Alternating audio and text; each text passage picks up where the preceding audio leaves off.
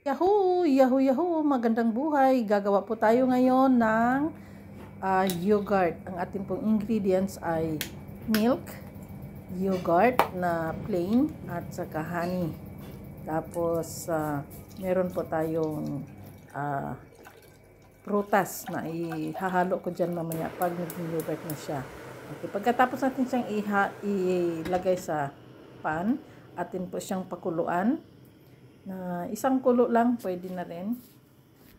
Tapos halo-haloin lang para hindi masunog yung sa ilalim ng ating pan. Tapos sa pagkatapos niyan, saka natin siya palamigin.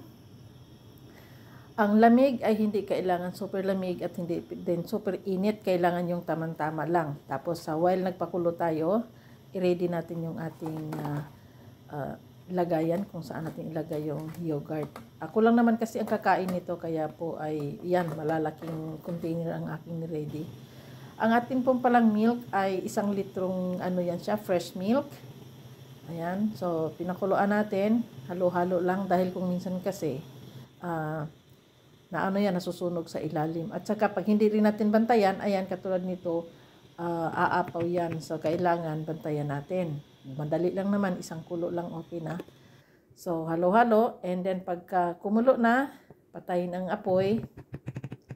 Ito nga pala ay first time ko talagang ginawa.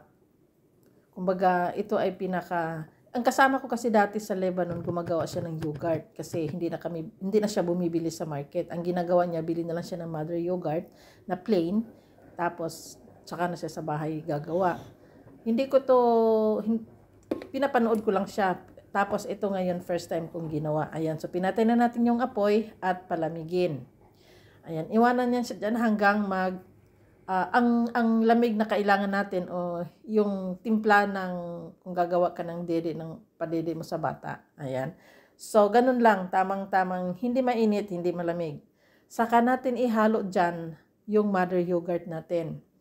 Sa 1 litrong gatas, ang kasama ko dati sa Lebanon, naglalagay lang siya ng 2 kutsarang mother yogurt. Pero ako, ang ginawa ko dyan, super generous ako sa yogurt. So, ginawa ko, nilagyan ko ng 2 yogurt. Ang sukat niyan ay, yun ay tig 100 ml. 100 ml, 100 grams. Ano ba yun? Yun. Basta yun, 2 yan na maliliit. And then, haluin lang natin siya haluin natin ng maigi hanggang mag-mix yung gatas at saka yung yogurt. Okay, so pag nahalo na yan, pero itong ginawa ko, hindi pa nga masyadong halo, meron pa siyang medyo buo-buo. Pero okay lang din yun. Tapos, ayan, pagkatapos nating haluin siya ng maigi, ilagay na natin siya doon sa container. So, kung gusto nating container na maliliit, 1 serving, okay lang din.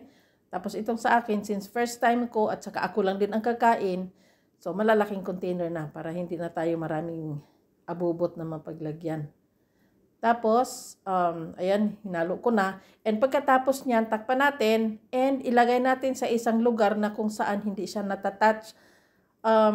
Yung sa akin, inilagay ko yun sa oven for overnight. Kasi hapon ito ginawa ko, mga 5 ng hapon. So, nilagay ko siya sa oven overnight. Hindi ko inon yung oven ha. Kumbaga, inano ko lang siya. Doon lang siya inilagay para hindi siya matatouch. Kasi para tuloy-tuloy yung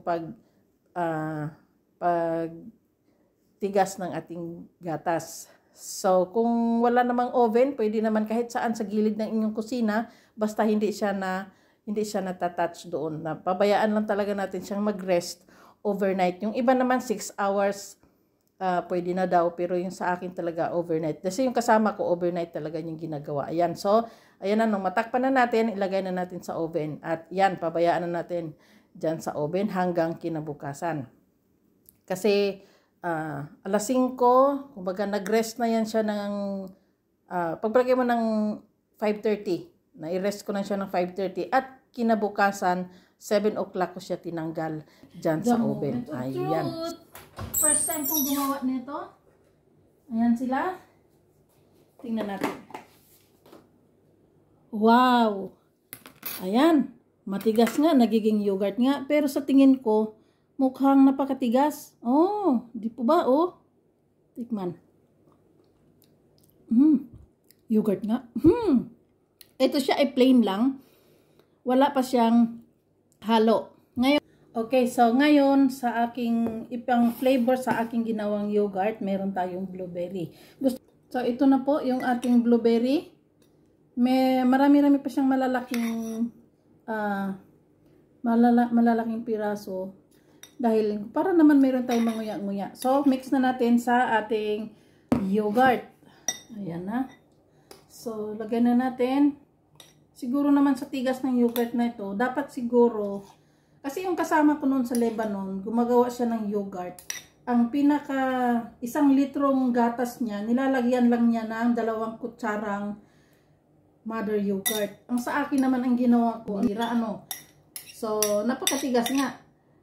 Ngayon, kasi nabili ko 3 piraso, may natira pa doong isa. Sa susunod gagawa ko ulit, sa 1 litro, gawin ko na lang siyang 1 pirasong yogurt. Ilagay ko. Yun. Tama lang din, kung matigas man siya, pero hindi na siya ganun katigas talaga. Meron na tayong yogurt na merong blueberry flavor. Uy! Ayan na siya. Wow! Hindi naman niyang gawin. Ayan. So, mix natin. Yun ang masarap na yogurt. Sa susunod ang gagawin ko, mangga naman ang ilagay ko. Siguro by that time, meron na akong makitang mangga. Kasi hindi ako pumunta ng market dahil nga umuulan. Kaya hindi ako hilig ko kasi kumain ng yogurt. Ayan. And ito naman.